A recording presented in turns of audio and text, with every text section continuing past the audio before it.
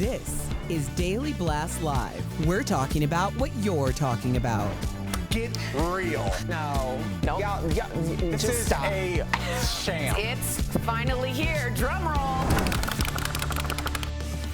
Welcome to DBL. Happy Wednesday, everybody. You guys want to jump right in today? Yes. Yeah, let's do it. We've been talking about this off air. I know, absolutely. So who will replace Pat Sajak? We were just discussing this. So this week, the Wheel of Fortune host announced that he is leaving the show. And since then, social media has a lot to say about his possible replacement. So first name on the list is pretty obvious, Vanna White, right? She's hosted the show when Pat was out with a medical emergency. Next, Pat's daughter, Maggie, who is a social correspondent on the show. Fans are also throwing Ryan Seacrest into the mix, and Whoopi Goldberg threw her own name in, saying she wanted the job. So who do you think it'll be? We've been guessing.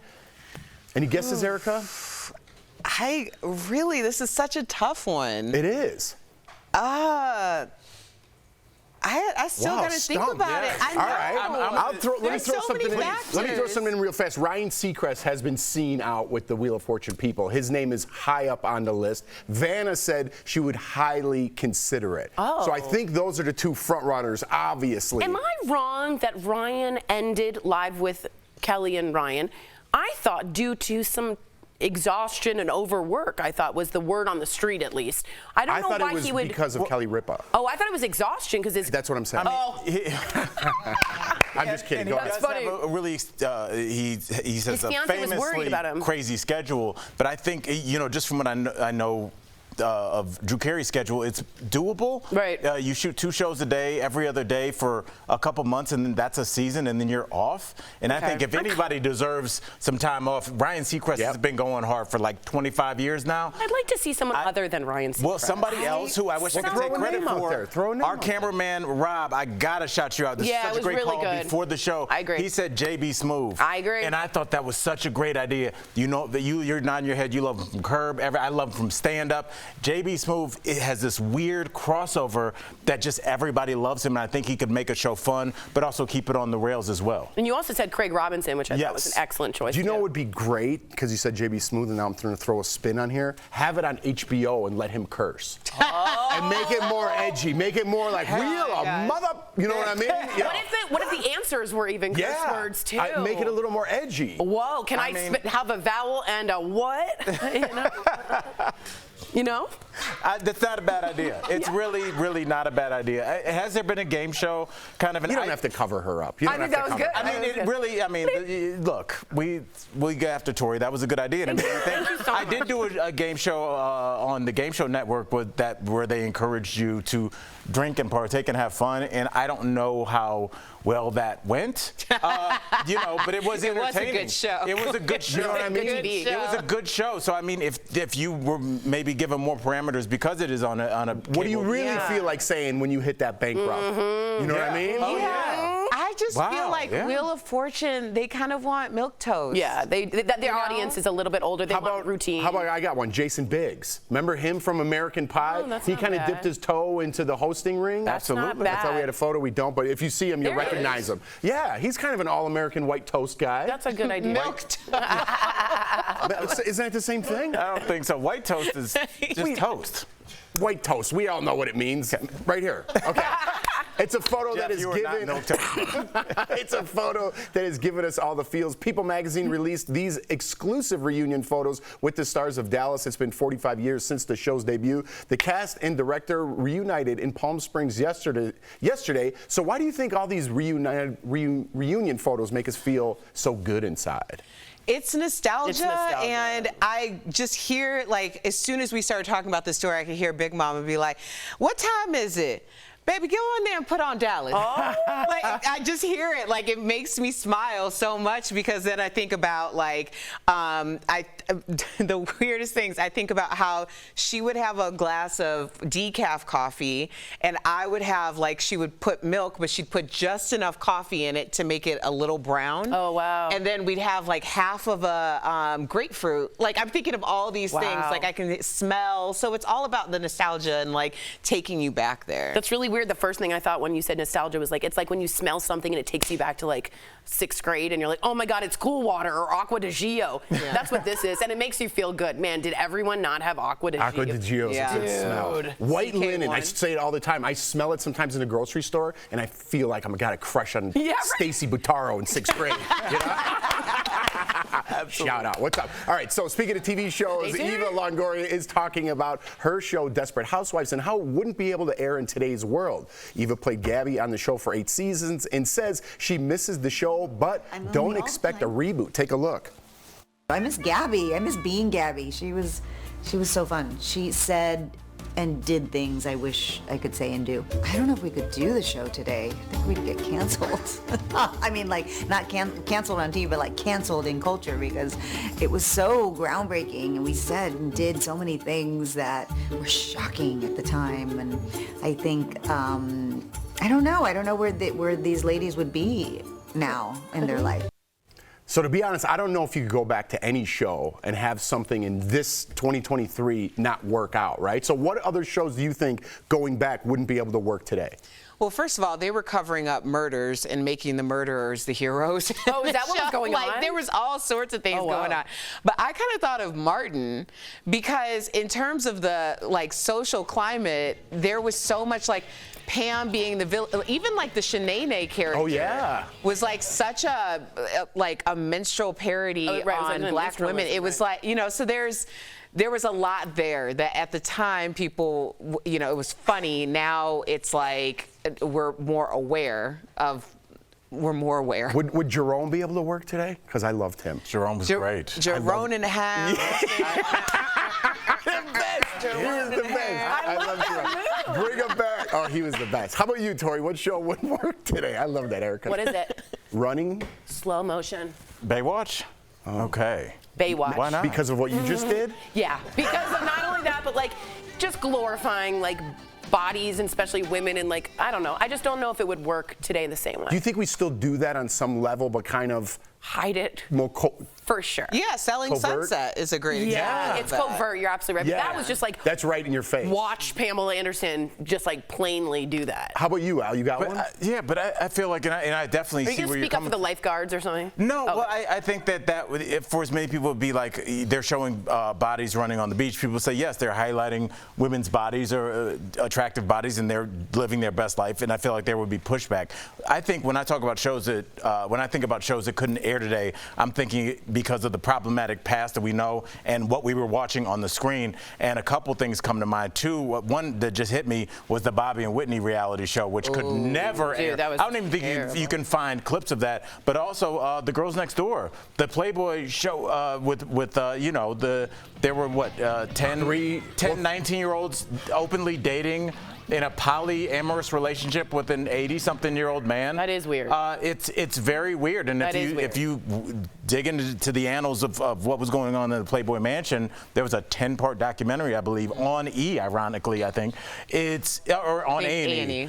It's like the fact that they were able to tell that story and then show what was happening, and it kind of seemed like we were seeing that in real time. I think there would be too much pushback for a show like that. What do you think, Jeff? Here, I got a question, because one of my favorite shows reminds me of my childhood, Three's Company. You guys know the premise? Yes. Yeah. So it's a man pretending he's homosexual to live with these two women, and he's not. Would you be able to play that character on television? And the reason was because he wasn't allowed. Yeah, right. He couldn't live with them if he weren't gay. Would that be a premise that would fly today? No way. No. But no way. We do have to think about the climate in which this was made, because this was made at a time where the idea. It's harmless, but nowadays it would be offensive, right? Well, it also wouldn't happen because of Fair Housing Act.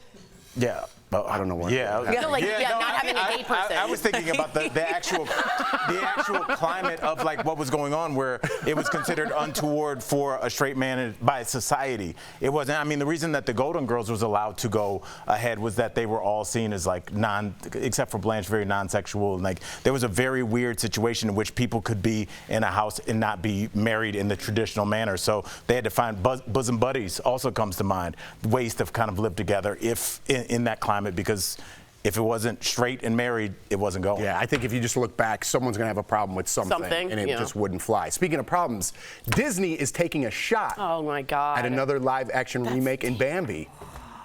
Yeah, that's give it a right. Did you chance. guys get that? The animated classic originally aired back in 1942, and the remake is in early development. Oscar winner Sarah Polley will direct it. So should this be a live-action remake? Tori, you were so disgusted you didn't even get my joke in the beginning. I did shot. Oh, I got it. Okay, so you shot it down. Yeah, I shot it down. Here's what I'll say. I don't want to see a live, I know it's not a real deer.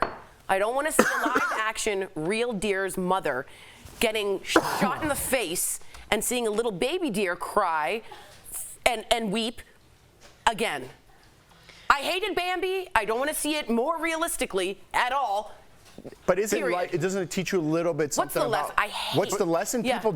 People die, and it's sad, and you have to overcome that. Isn't that what the like Lion Bambi King was and about? find a little friend? Do I need to see that in realistic live action? It happened so early too. I remember being so shocked. I was so like that wrecked my whole spirit. My heart broke. Yeah, but it teaches you a lesson. I was with my neighbor's mom. She didn't even know what to say. It was terrible. No, it's sad, but so is death, right? So is death. I just don't need to see the cartoon part of it. Gave me a little bit of gave me a little bit of a break because it was cartoony. To see a real deer-ish looking, I don't need to. I just think that you're attached to the Bambi that you know, which is a cartoon. You had the same issue with the live-action Little Mermaid. Flounder looked like a sick fish. But not to a kid that's just seeing it for the first time. It doesn't know the 1965 version that you're a fan of. Dude, I'm not that old. If I show that to my kids, they would beat me. They don't want to see that old cartoon. They want to see the new live action. This is for a new generation. Kids don't like cartoons? It's just, it's kind of crazy how all the stories go together. In today's society, we're not allowed to show death. Let's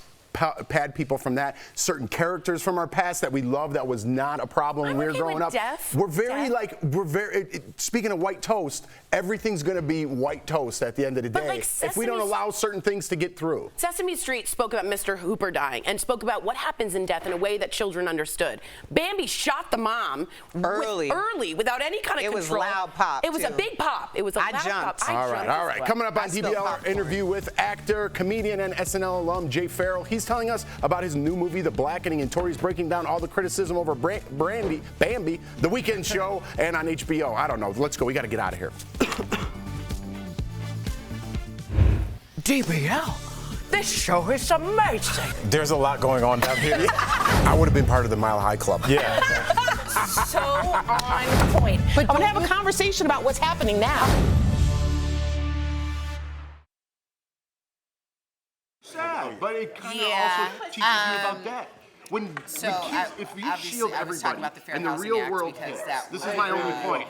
It's like you're not. Would take the discrimination component that was the foundation of today's company out of the equation, so it would make sense as to why someone would be pretending to be gay and all of a sudden life hits you in the face, which is gonna. You don't think that's gonna be very traumatic to everyone? Because it's gonna hit you. Bambi was a lot.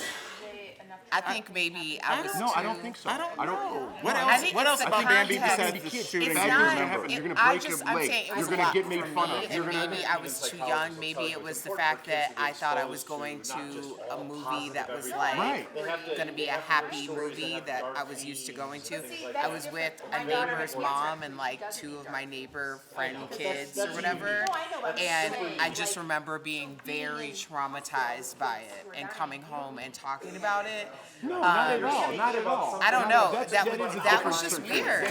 Like Bambi is one of those movies that like it really stuck with me because it changed something in me that day. When you're a young kid, I'm not trying to be like dramatic about it. I just remember like I remember what I was wearing. I remember like looking around, like trying to get like somebody to say something. Unique. Wow. No, I don't. I mean, do you think that every kid biblical stories are more violent? You know what I mean? It's shocking. But that's the first thing that introduces you to death, right? Probably. Yeah, probably, but like I don't know. I think also, we're just a little and here to put it into context too is like it wasn't just like a deer getting shot. Like I was also a kid who knew people who had been shot. So like that was very like that was triggering for me. Yeah. I am a pharmacy. I take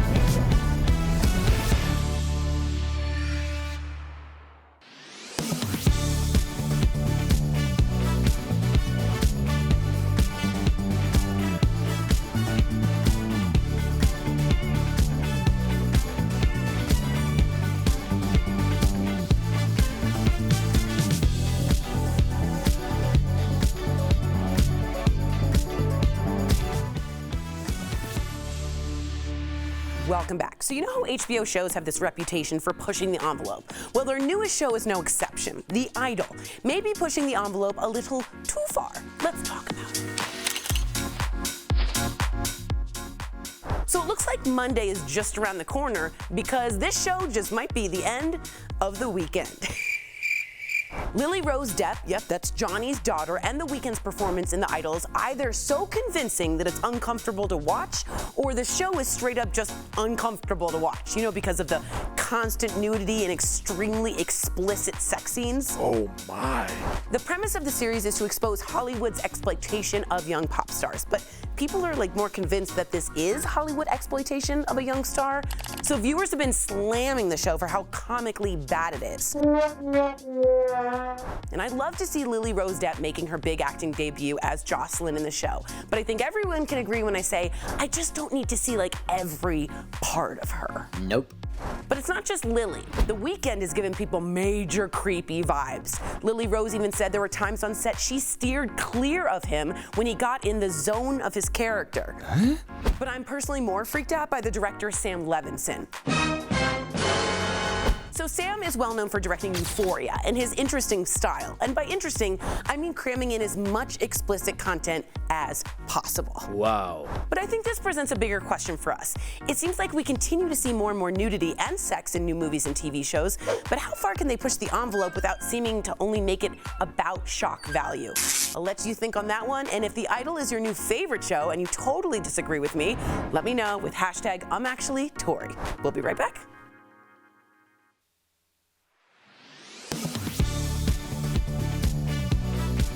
You already know it's important to lather up on sunscreen when spending a sunny day by the beach or at the pool. But what about when it's a dreary, overcast summer day? Can you still get a sunburn then? Let's verify. Our sources are the Centers for Disease Control and Prevention, the University of Texas MD Anderson Cancer Center, Dr. Sarah Lamb, an assistant professor of dermatology with Virginia Commonwealth University School of Medicine, and Dr. Adam Friedman, chair of dermatology at George Washington University School of Medicine and Health Sciences. When the sun is in the sky, it's emitting ultraviolet radiation, which is what causes a sunburn. Clouds might block us from seeing bright sunlight, but they're just made of water vapor, which doesn't block UV rays. So you're getting pretty much a very similar exposure that you would get on a sunny day, but you don't feel like that heat and all on your skin. This means your skin can burn even if the sun is blocked by clouds. I think we forget to protect ourselves with sunscreen, with physical protectants like hats, long sleeve sunglasses, things like that. And that leads to the accidental burn. So yes, you can get a sunburn on a cloudy day. You can protect yourself by applying sunscreen with SPF 30 or higher at least every 2 hours or after swimming or sweating. With your Verify, I'm Brandon Lewis.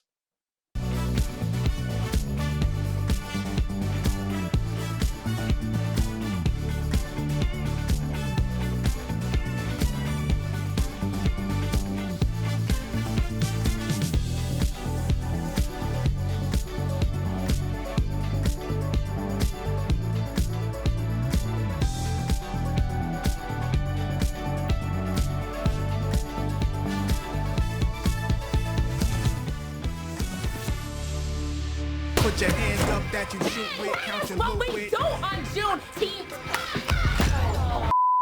Where are you going? Look for the fuse box. What kind of house is this? No thank you. The Blackening? Welcome back. That was a clip from The Blackening. Earlier, we caught up with one of the stars, comedian Jay Pharoah. Take a look.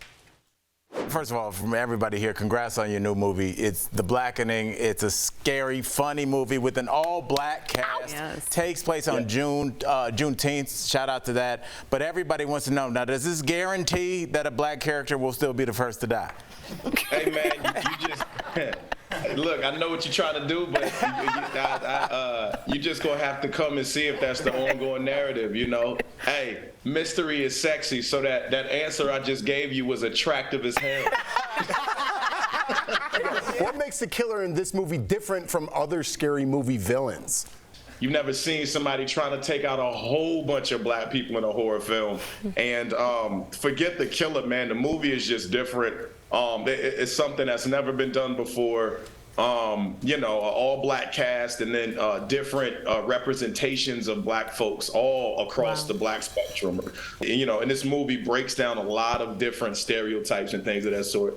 And it's really fun. You have to watch it. You gotta watch it with your folks inside of a theater, because it's like call out and response. You're gonna be, it's so much fun. I've been to 3 screenings, and every single one that I have seen, it has been the same thing, and people just are laughing and having the best time of their life. So I'm like, I can't believe it. Yeah, got one.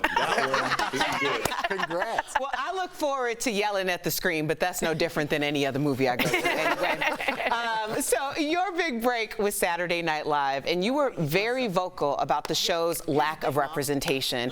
So for the folks in the back, why was it so important to point out that only a handful of black women have been a part of the cast? Because the black women in our community are seriously talented, and they need to be highlighted because there's so many of them. And when they do get highlighted, they get opportunities like the Blackening. Jay, you can do more than 200 impersonations. I wanted to know, what have other celebrities said about your impressions of them? Because they are so perfected. I did get a phone call from Kanye West back in 2014. And yeah. But Kanye is just Kanye, you know, so you can just expect him to be who he is, and the fact that he's the only one that had something negative to say about that, well, it speaks multitudes about my talent and his character. That's exactly right. Kanye, is that something you do with the, how do you start your Kanye physically? How do you start a Kanye West impression? Well, you know, basically, like, you know, you got to start out with talking and addressing folks, and also like allowing people to know that you're an entrepreneur and that you don't have any evidence of a Chicago accent left inside of your accent because you've been with the Kardashians for way too long. Well, I got to get this out there because I want this brother's name. He's swirling in the heavens right now, but I feel like he's the all-time great orator of black stand-up comedy, Charlie Murphy. You toured with him early. What do you remember touring with Charlie Murphy as a teenager? Talk to us. I remember Charlie Murphy always keeping everything away from me as far as the comics consumption go. You know, they would indulge, they would do whatever they did, but he would always make sure that I was separated from that. And he turns to me one day and he looks at me, he goes, "Yo, Jay, man, whatever you do, son, never do coke." I was like, "Yup, not touching that stuff, whatever." Because you look, I don't know if you want it, but you look horrific right now. So whatever you say, I'm gonna listen to you. So I have never touched it. Wow. Never touched it. Wow. That's Talk to you all day, buddy. Seriously, thank you so much for joining us, Jay. DBL Nation, The Blackening looks exciting. It's in theaters June 16th. Thank you again for everything. We needed that laugh. We'll be right back. Thanks so much. Congrats too, man. Yeah, mazel tov. All right, guys. The Star-Spangled Banner has been our nation's flag for 246 years. But when the one you have at home just isn't in flying shape anymore, how are you supposed to retire it? Let's verify.